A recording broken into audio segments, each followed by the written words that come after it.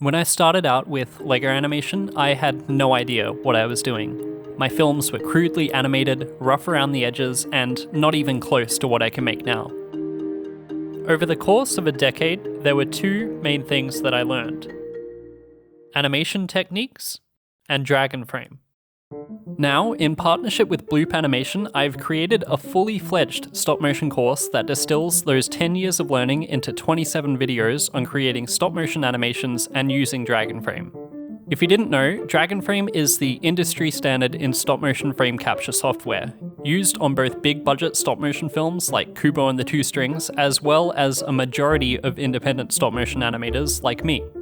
If you're a beginner with Dragon Frame, this course is for you. If you're starting out using another stop-motion capture program like iStopMotion or Stop Motion Studio, there's still plenty of information that you can get out of this course.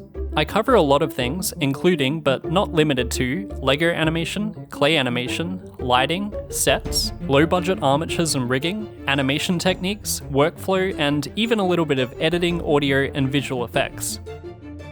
I really wish I'd had something like this when I was starting out 10 years ago. If you're interested, there's a link in the description below.